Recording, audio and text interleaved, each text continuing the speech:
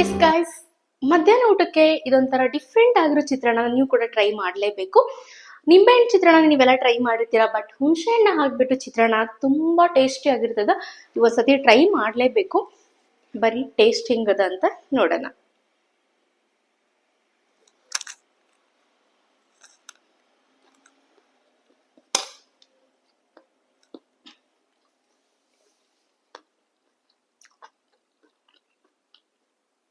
Guys, ಏನ್ ಗೊತ್ತಾ,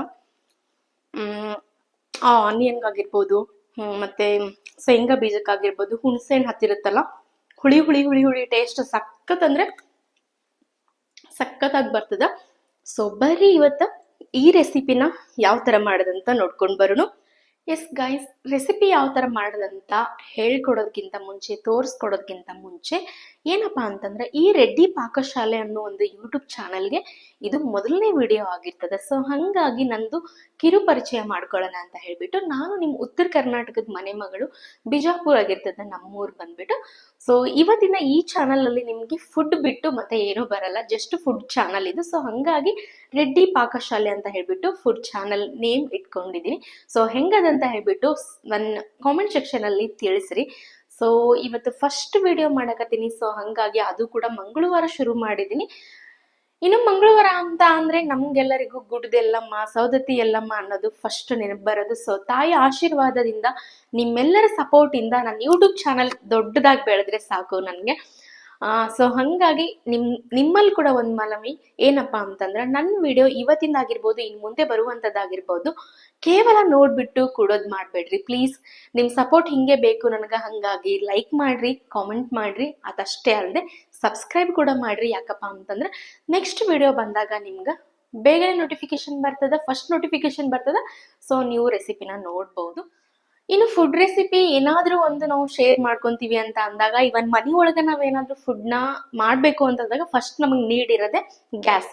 so gas ನ ಪೂಜೆ ಮಾಡ್ಕೊಂಡು ಇವತ್ತು ನಾನು ಫಸ್ಟ್ ವ್ಲಾಗ್ ನ ಶುರು ಮಾಡ್ತೀನಿ.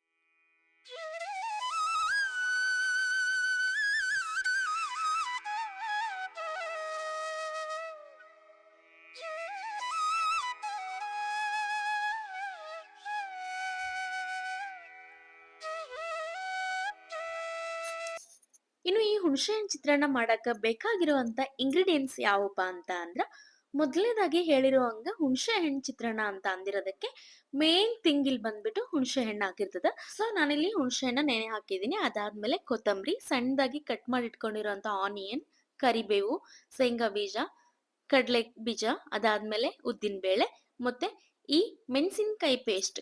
ಇನ್ನು ಈ ಮೆಣಸಿನಕಾಯಿ ಪೇಸ್ಟ್ ನ ಯಾವ ತರ ರೆಡಿ ಮಾಡಿದೀನಿ ಅಂತ ಅನ್ನೋ ಒಂದು ಸ್ಮಾಲ್ ಕ್ಲಿಪ್ಪಿಂಗ್ ನ ಆಡ್ ಮಾಡಿದೀನಿ, ನೋಡೋಣ ಅಂತ ಬರ್ರಿ. ಇಲ್ಲಿ ಮೊದಲನೇದಾಗಿ ನಾನು ಕೊತ್ತಂಬರಿ, ಅದಾದ್ಮೇಲೆ ಮೆಣಸಿನಕಾಯಿ, ಬೆಳ್ಳುಳ್ಳಿ, ಹಸಿ ಶುಂಠಿ, ಕರಿಬೇವು, ಅದಾದ್ಮೇಲೆ ಸ್ವಲ್ಪ ಉಪ್ಪು, ಜೀರಿಗೆ ಇದಿಷ್ಟು ಹಾಕೊಂಡು ಕ್ಲೀನ್ ಆಗಿ ಪೇಸ್ಟ್ ಮಾಡ್ಕೊಂಡು ಬಂದಾಗ ಈ ತರ ಆಗೈತೆ ನೋಡ್ರಿ. ಇನ್ನು ಒಗ್ಗರಣೆಗೋಸ್ಕರ ಎಣ್ಣೆ ಕಾದಾದ್ಮೇಲೆ ಜೀರಿಗೆ, ಸಾಸಿವೆ, ಕಡಲೆಬೇಳೆ, ಶೇಂಗಾ ಬೀಜ ಮತ್ತೆ ಉದ್ದಿನ ಬೇಳೆ ಇದಿಷ್ಟು ಹಾಕೊಂಡು ಒಂದ್ಸತಿ ಕ್ಲೀನ್ ಆಗಿ ಫ್ರೈ ಮಾಡ್ಕೋಬೇಕು ನೋಡ್ರಿ.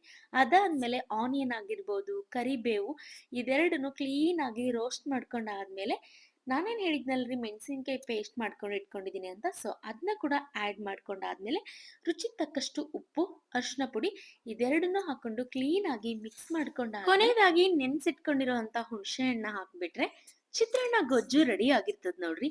ಸೊ ಈ ತರ ಒಂದ್ ಸ್ಮಾಲ್ ಲಿಡ್ ನ ಇದ್ರ ಮೇಲೆ ಕ್ಲೋಸ್ ಮಾಡ್ಬಿಟ್ಟು ಒಂದು 2 to 3 ಮಿನಿಟ್ಸ್ ಹಿಂಗೆ ಬೇಯಿಸ್ಕೊಂಡ್ಬಿಟ್ರೆ ಸಕ್ಕತ್ ಟೇಸ್ಟಿ ಆಗಿರೋಂಥ ಗೊಜ್ಜು ರೆಡಿ ಆಗಿರ್ತದ ನೋಡ್ರಿ. ಇನ್ನು ಈ ಗೊಜ್ಜಿಗೆ ನೀವು ಒಂದೇ ಸರ್ತಿ ರೈಸ್ನಾದ್ರೂ ಮಿಕ್ಸ್ ಮಾಡ್ಕೋಬಹುದು, ಇಲ್ಲ ಒಂದ್ಸತಿ ಗೊಜ್ಜನ್ನ ಮಾಡ್ಬಿಟ್ಟು ಫ್ರಿಜ್ ಅಲ್ಲಿ ಎತ್ತಿಟ್ಕೊಂಡು ಬೇಕು ಅಂತ ಕೂಡ ಈ ತರ ಮಿಕ್ಸ್ ಮಾಡ್ಕೋಬಹುದು ನೋಡ್ರಿ. ಇನ್ನು ಕೊನೆಯದಾಗಿ ಕೊತ್ತಂಬರಿ ಆಡ್ ಮಾಡಿದೀನಿ ನೋಡ್ರಿ. ಇನ್ನು ಹುಳಿ ಹುಳಿಯಾಗಿ ಸೂಪರ್ ಆಗಿ ಸಖತ್ತಾಗಿ ಟೇಸ್ಟಿ ಆಗಿ ರೆಡಿ ಆಗಿರುವಂತ ಹುಣಸೆ ಹಣ್ಣು ಚಿತ್ರಾನ್ನ ನೀವು ಕೂಡ ಒಂದ್ಸತಿ ಟ್ರೈ ಮಾಡ್ರಿ. ಆಮೇಲೆ ಹೆಂಗಾಗಿದೆ ಅಂತ ಕಾಮೆಂಟ್ ಸೆಕ್ಷನ್ ಒಳಗೆ